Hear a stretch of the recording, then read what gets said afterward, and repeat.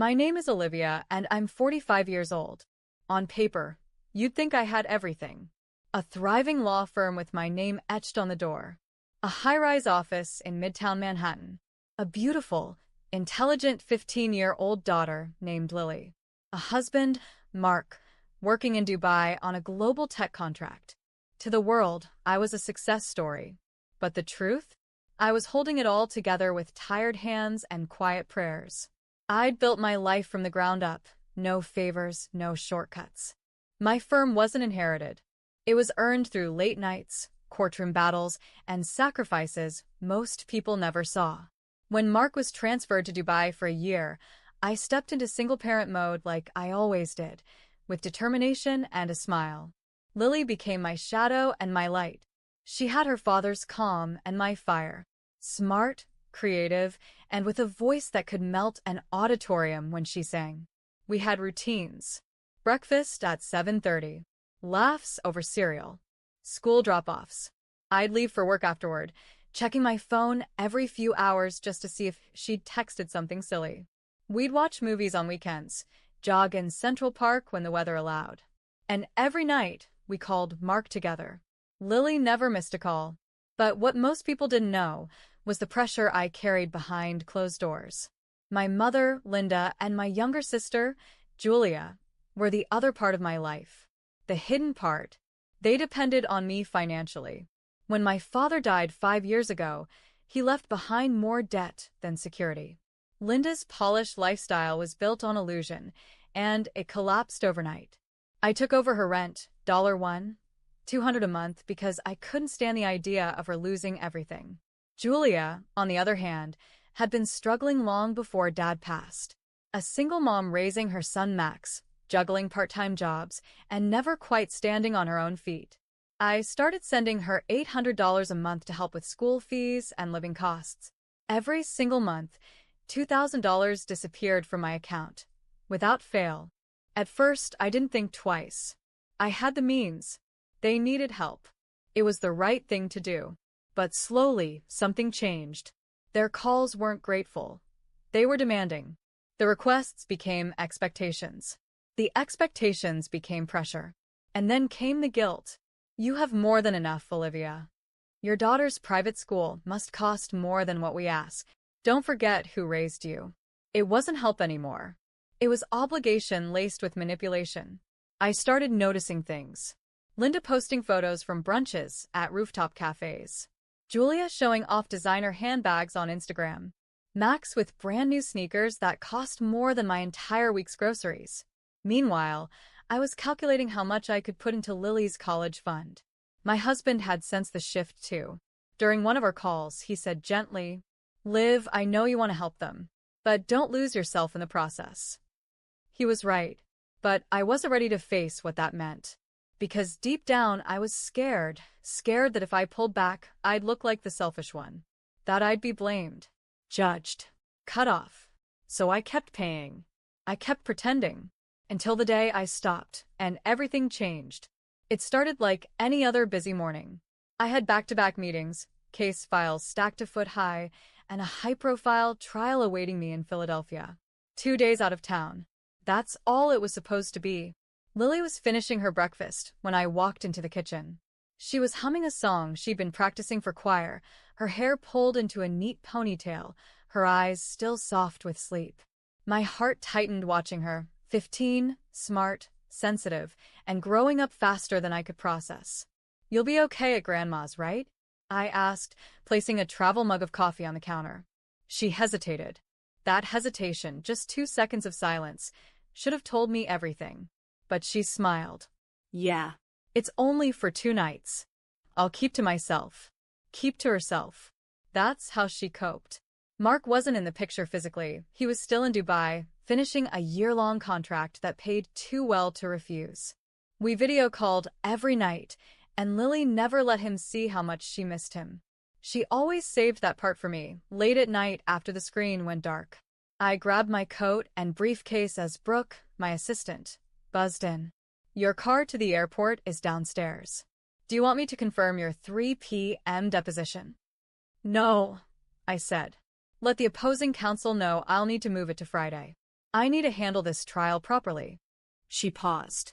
Also, your mother called again. Twice. No message. Of course. Thanks, Brooke. Just ignore it for now. Linda hadn't called to wish me luck. She never did. When the phone rang from her, it only meant one thing: money. As Lily and I stood near the front door, I bent down to adjust her coat collar and kissed her forehead. If anything feels off, I whispered, you call me. Right away. You don't wait. I know, Mom, she said softly. I will. I held her tighter than usual before she left. My gut told me something wasn't right. I just couldn't name it yet. On the drive to the airport, I received the first text. Olivia, call me, it's urgent. Then another. Max's school trip has a deadline today. They need $600. Please don't ignore me. And then, you're being unfair. I was sitting in the airport lounge when the third message came in. I hadn't even boarded yet. I sighed, locked the phone, and stared at the departure screen. I'd already sent them $2,000 just 5 days ago, as I had for the past 3 years. Without fail, without gratitude, without boundaries. I couldn't ignore it any longer. I dialed her number. She picked up on the first ring. Finally. Mom, I can't send any more money right now, I said calmly. I've already done more than I can reasonably afford. Her tone turned sharp instantly. So now you're counting dollars with your own family? You can fly first class and pay for Lily's private school, but you can't help your nephew go on a school trip? I've already sent $2,000 this month, I said. And Max doesn't need a trip.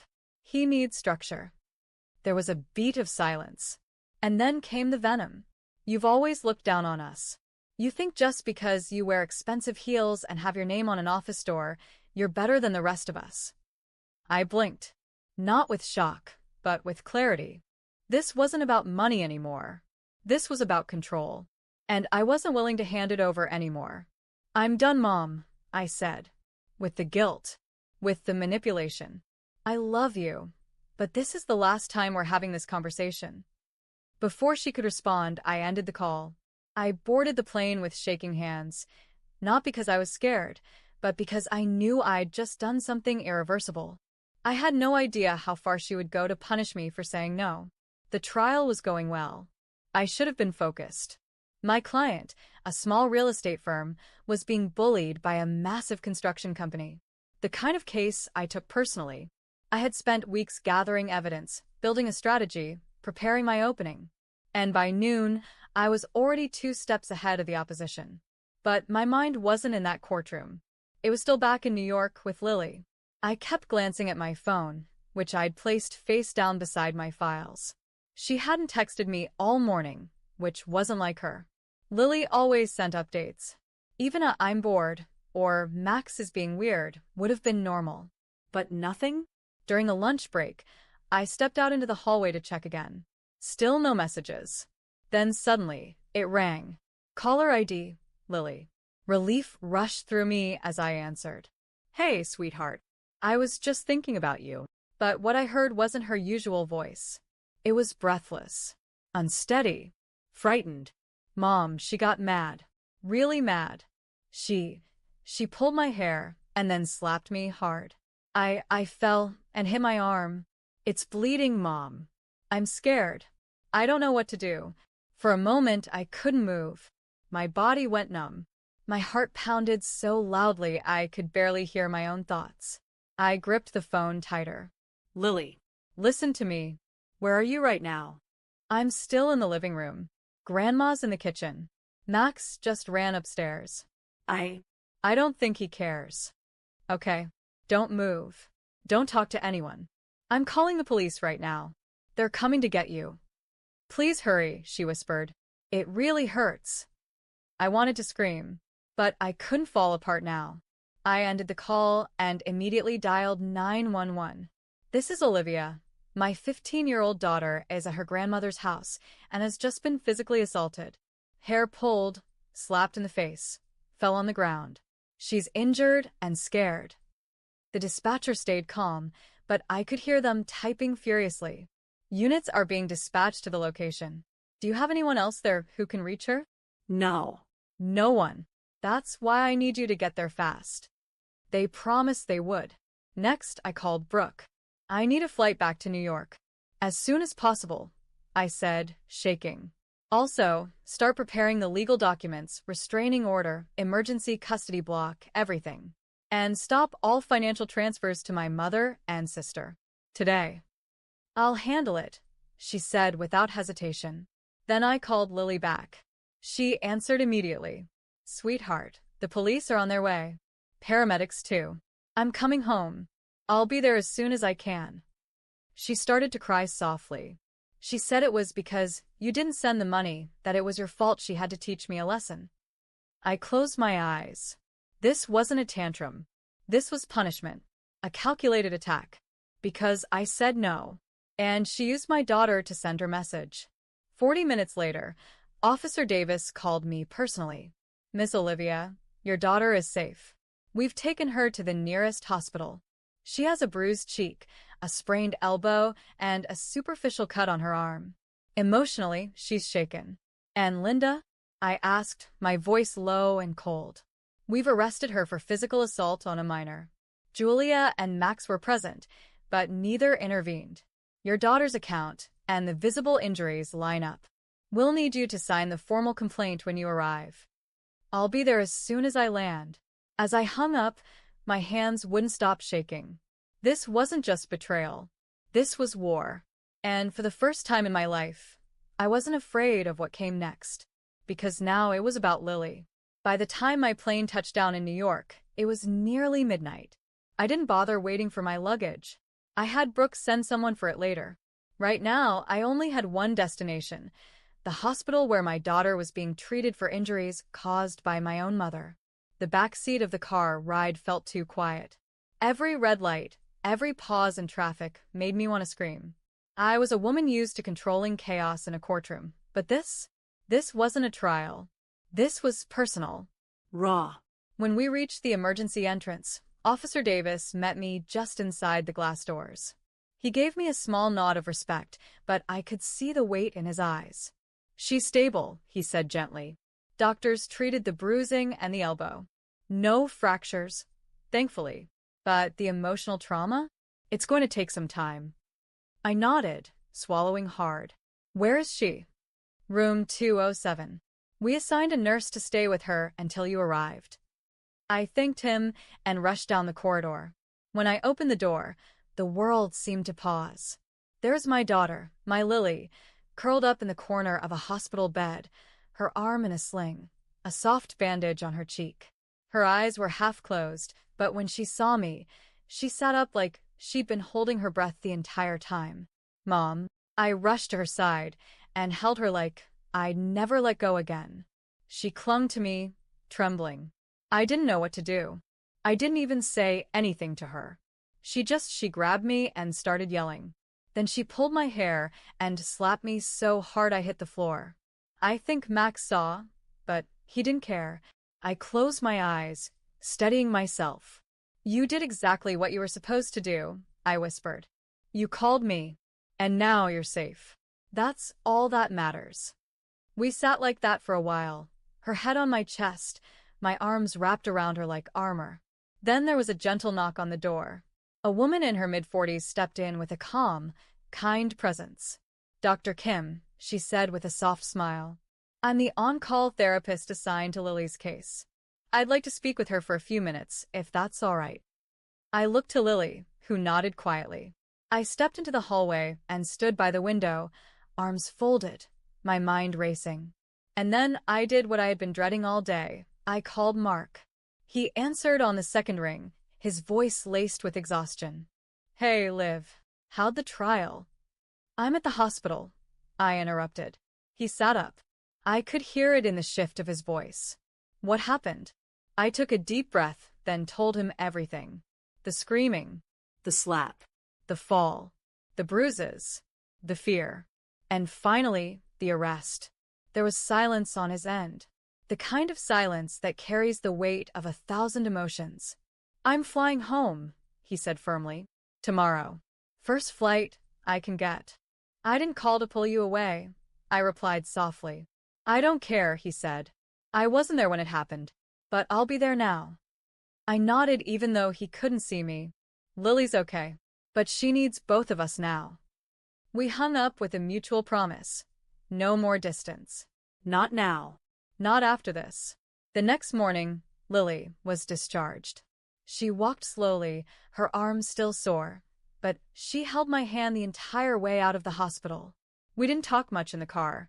She stared out the window, and I knew her silence wasn't anger. It was shock.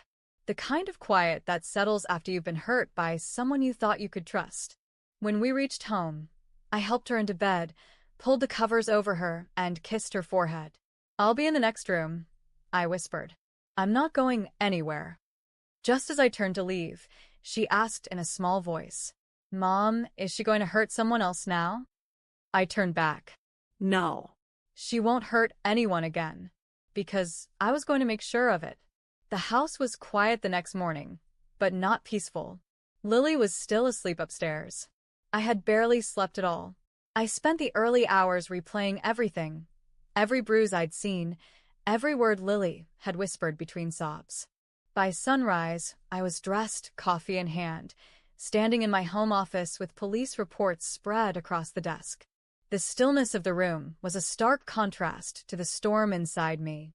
At exactly 7:15 a.m., Thomas, my firm's senior legal consultant and longtime friend, walked through the front door. I didn't wait to meet at the office. I wanted this started now. He sat down without saying much. He knew me well enough to skip the small talk. I handed him the folder. Hospital report. Photos of the injuries. Security footage from the building hallway. And the voice recording from the 911 call. I said, "It's all there." He skimmed through it, his brow tightening. "This isn't just a case," he said. "This is textbook child endangerment and assault. And I want her prosecuted to the full extent of the law," I said without flinching. "No plea deal. No family settlement. She doesn't get to walk away from this." He nodded. "We'll file for a permanent restraining order, full child abuse charges, and also move to terminate all financial obligations, past and future." "Already frozen the accounts," I added. "Brooke locked everything down the minute Lily was in the hospital." "She's smart," Thomas said. "She's loyal," I corrected. Just then Brooke called. I put her on speaker. "Julia just attempted a transfer request through the backup account." I denied it. "She also left 3 voicemails, and your mother called 12 times overnight." "I don't want to hear a single one of them," I said. "Just document every call, every message." "You got it." The phone buzzed again. This time it was a message on an old social media account I hadn't touched in years. It was from Linda. "Why would you call the police? Lily wasn't in real danger. It was just a lesson. You overreacted." I read it once, and then again. My jaw clenched. My chest tightened. A lesson? She had hit my daughter, pulled her by the hair, Knocked her to the ground. and she dared to call that discipline? Thomas glanced over and gently removed the phone from my hand. "Don't respond," he said. "We let the courts respond for you now." And that was it. Something in me snapped, but not in anger. In clarity. This woman wasn't my mother anymore. Later that afternoon, I picked Lily up from school. She walked slowly, arms still stiff in the sling, but when she saw me waiting, her face lit up. She opened the car door and got in quietly.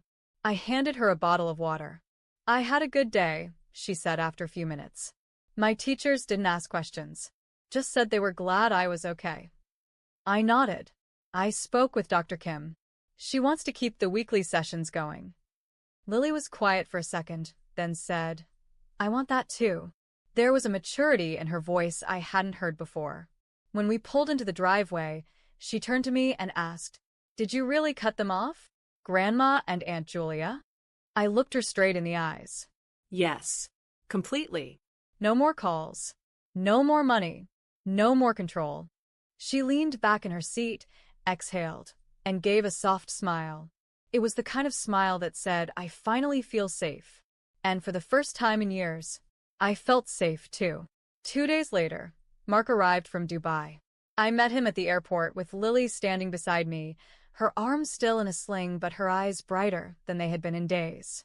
When Mark stepped through the arrivals gate, Lily ran first, dropping her backpack and launching into his arms like the world was finally back in place. He hugged her tightly, eyes wet, heart full. Then he looked at me over her shoulder and mouthed, "I'm so sorry." I shook my head and whispered back, "You're here now. That's all that matters." The three of us drove home in silence, but not the heavy kind. It was the kind of silence you share when you're simply grateful to be together again. That evening, Lily sat at the piano and played softly while Mark and I made dinner. Her fingers hesitated at first, but then came the melody she'd been practicing before everything happened. Her voice joined in a few lines later, gentle, steady. She was healing. And so were we. The next morning we filed everything. Formal charges against Linda for child abuse and physical assault on a minor. A no-contact restraining order. A petition to revoke any claim to future support or guardianship. We had all the evidence. The hospital report. Photos of Lily's injuries. The recorded 911 call. Security camera footage from the building hallway. And, perhaps most damning, the message from Linda herself. It was just a lesson. The court date arrived faster than I expected. Linda appeared calm, almost smug, in a plain gray sweater and minimal makeup. Julia sat behind her, arms crossed, eyes darting. They had hired a cheap lawyer, someone who barely glanced at me across the aisle. Our side was solid. Thomas stood beside me, Mark behind me. Lily sat outside with Brooke, away from the pressure. When it was time to speak, I stood and gave my statement. This isn't about a family disagreement. This is about a woman who thought it was acceptable to use violence to regain control. She used my child to punish me for saying no. That's not parenting. That's abuse. The judge didn't need long. This court finds Linda guilty of assault on a minor and child endangerment, he ruled. She is sentenced to 4 years in state prison with no eligibility for early parole. A permanent no-contact order will be enforced immediately. I didn't celebrate. I didn't cry either. I just turned and walked out of the courtroom, Mark's hand in mine. Over the next few weeks, our lives slowly began to settle, like dust after a storm. Lily went back to school full-time. At first, I noticed the little things, the way she kept her arm close to her side in the hallways, how she hesitated before answering questions in class. But slowly, those signs faded. She started speaking up more, smiling more. She didn't jump anymore when the phone rang, or glance nervously at every unfamiliar knock on the door. Her appetite returned. Her sleep deepened. Dr. Kim told us Lily was making remarkable progress in therapy. She's not just coping, she said. She's recovering. And it showed. We replaced anxiety with routine, trauma with warmth. Our house didn't echo with fear anymore. It hummed gently with music, quiet jokes over dinner, and peace we didn't take for granted. One Thursday afternoon, Lily burst into my home office, her cheeks pink with excitement and a crumpled sheet of paper in her hand. "Mom," she beamed. "Guess what?" Before I could answer, she waved the paper in the air. My teacher picked my painting for the school art exhibition. She handed me the printout, her acceptance form, and then pulled up a photo on her phone. It was her watercolor entry, a towering lighthouse on the edge of a stormy sea. Fierce waves crashed against the rocks, but the lighthouse stood tall, bright and still. "It's you," she said softly now. "You're the lighthouse." I stared at the image, stunned. The symbolism, the emotion, it said everything she didn't always have the words for. For a moment, I had to turn away, pretending to adjust a file on my desk, just so she wouldn't see the tears in my eyes. "You're the strongest thing I know," she added. "You always kept the light on, even when everything else went dark." That was the moment I knew we weren't just surviving. We were rising. A few days later, a plain white envelope showed up in our mailbox. No return address. But I knew the handwriting instantly. Linda. I opened it slowly, more curious than anything else. "I won't ask for forgiveness anymore. I just hope you and Lily are doing well." That was it. No apology. No ownership. Just a quiet admission of loss. I read it once. Then I walked to the shredder, fed the paper through, and watched it disappear, strip by strip. Forgiveness? Maybe one day. But trust? That bridge had burned. These days, our home sounds different. It's filled with music, Lily singing in her room, humming while doing homework. It's filled with laughter, Mark making awkward jokes at dinner that still make us laugh way too hard. It's filled with life, calm, steady, and ours. Mark took a permanent position here in New York. He's home by 6. We cook together. We clean together. We hold each other accountable, and we hold each other close. Lily doesn't sleep with her door cracked open anymore. She laughs at the breakfast table. She hugs without flinching. She walks with her head high. We don't mention Linda or Julia. Not because it hurts, but because it simply doesn't matter anymore. That part of our story is over. We chose peace. We chose healing. We chose each other. And most importantly, we chose to never, ever live in fear again. If this story moved you, inspired you, or simply made you feel something real, please take a moment to like the video. I'd love to hear your thoughts in the comments below. Have you ever faced a moment where choosing peace meant walking away from people you once called family? And if you enjoy powerful, true-feeling stories like this one, don't forget to subscribe and turn on notifications so you never miss what's coming next.